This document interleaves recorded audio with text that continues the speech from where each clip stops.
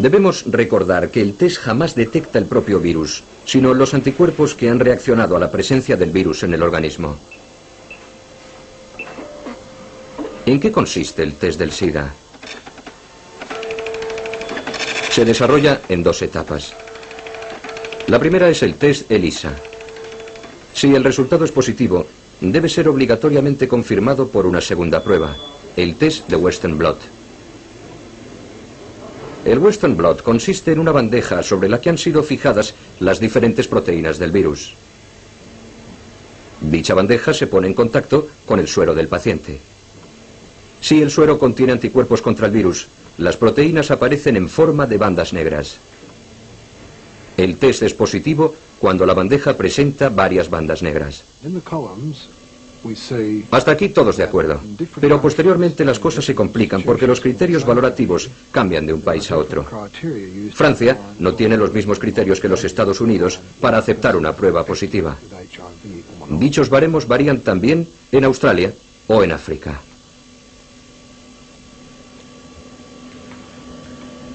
En estas columnas podemos observar los distintos criterios que se emplean para definir un test Western Blot positivo, es decir, para establecer cuándo una persona está o no infectada por el VIH.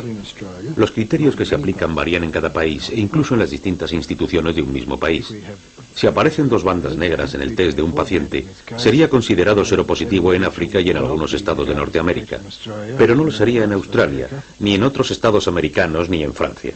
Si aparece una tercera banda, una P24, no será considerado seropositivo en Australia, ni en muchas partes de América, ni en Francia.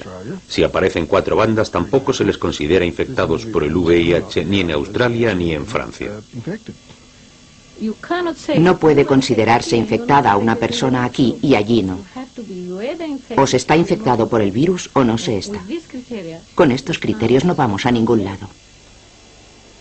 No es fácil encontrar una explicación lógica a la arbitrariedad de estos baremos. Se deberían aplicar los mismos en todas partes. ¿No sería más sencillo y más seguro?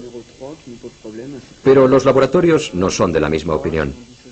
La sangre contaminada, dicen, sean cuales sean los criterios aplicados, reacciona positivamente y siempre aparecen todas las proteínas del virus. En ello radica la diferencia con la sangre no contaminada. Aunque se unifiquen los criterios, seguiremos teniendo el problema de la imposibilidad de repetir un mismo test. Es muy difícil hacer 2 tests idénticos. Por ejemplo, este test de una misma sangre ha sido realizado por 19 laboratorios norteamericanos diferentes. Los mejores laboratorios, los más prestigiosos. Cada bandeja corresponde a un laboratorio distinto. En algunas aparecen varias bandas negras, en otras tan solo algunas. En la bandeja del centro, en la letra I, no aparece ninguna. Pero el suero pertenece a un mismo paciente infectado por el virus del SIDA. Los laboratorios australianos han detectado errores aún más graves. Para intentar explicar el porqué de estas enormes diferencias, me gustaría mostrarles el estudio realizado por los analistas norteamericanos. En 1991, el Diario Americano de Patología Clínica envió 101 muestras negativas, es decir, que no tenían bandas de sueros Western Blot, a 3 laboratorios distintos. En 67 muestras contestaron que no aparecían bandas. En 13, que aparecían bandas de distinto tipo. En una, P41 y en otra P24. En 2 muestras P24, 32 y 41-120, lo que para muchos laboratorios se considera un resultado positivo. Sin embargo, todos los sueros eran negativos.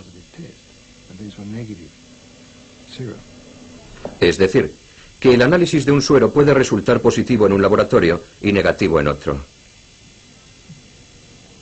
Los australianos opinan que los resultados contradictorios ponen en entredicho la validez del propio test, su capacidad para determinar si una persona está o no infectada por el virus, lo que los científicos denominan especificidad. La especificidad de un test asegura que el resultado sea positivo solo cuando el virus está presente en la sangre. Si el virus no está en la sangre y a pesar de ello hay un resultado positivo, el test no es específico. Los australianos han llegado a afirmar que los resultados positivos en las pruebas del SIDA no confirman de manera absoluta que una persona esté infectada por el VIH.